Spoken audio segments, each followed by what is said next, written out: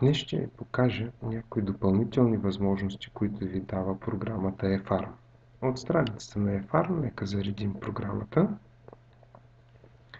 Аз отново ще ползвам моя юзер, моя потребител, за да имам достатъчно данни в системата, върху които мога да ви покажа някои неща.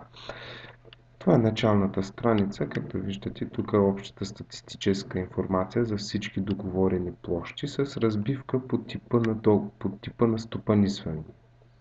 Земите под наем, собствената под аренда.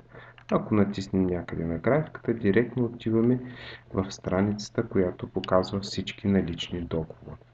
В тази страница тук виждате полето, което в момента показва всички.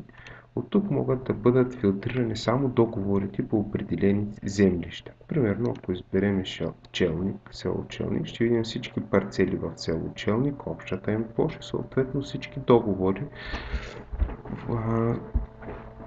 в които има парцели за това землище.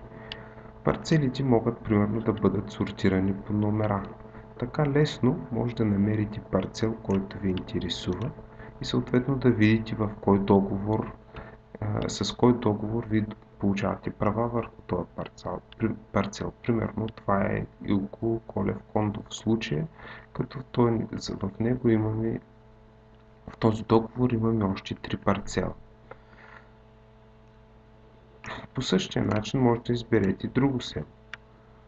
Тук ще получите данни общата площ за това землище и съответно договорите, които имате с контрагенти за парцели от това землище.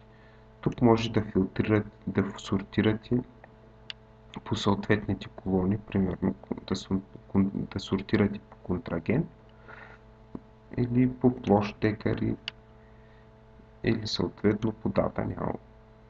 Сортирането е възможно по всички колони. Другото нещо, което може да ползвате, всеки един договор, ако се налага, може да бъде редактиран. Натискайки бутона редакция или щраквайки два пъти върху договора, ние влизаме в режим, в който можем да редактираме този договор. Примерно може да въведем данни за лична карта на собственика или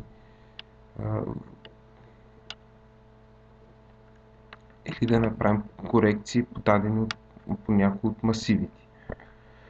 Както виждате, най-отдолу има ред, който ви позволява да въведете някаква бележка към този договор. В смисъл нещо, което искате да бъдете за нещо, за което искате да бъдете подсетени в бъдеще. Примерно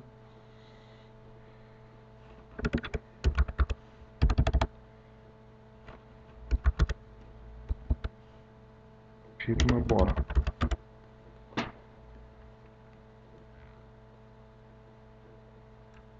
Също така, ако задържите мишката върху някои от парцелите, виждате се получава падащо меню с информация за този масив. Ако щракнете два пъти върху масива, може да въведете и бележка за този масив.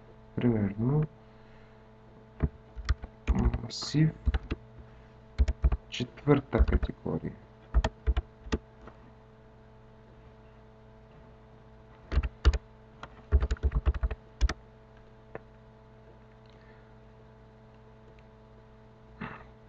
Така може да запазите след запазване. Ако отново отворите масива договори, ще видите, че тук имаме данните, които преди малко сме въвели, а съответно масива ще видите, че е отцветен с различен цвят, което ви позволява бързо да се ориентирате дали има нещо интересно, допълнително, което сте запазили за този масив. Това беше от сега. Продължавайте да опитвате и да експериментирате с програмата и разбира се, не забравяйте да ни пишете.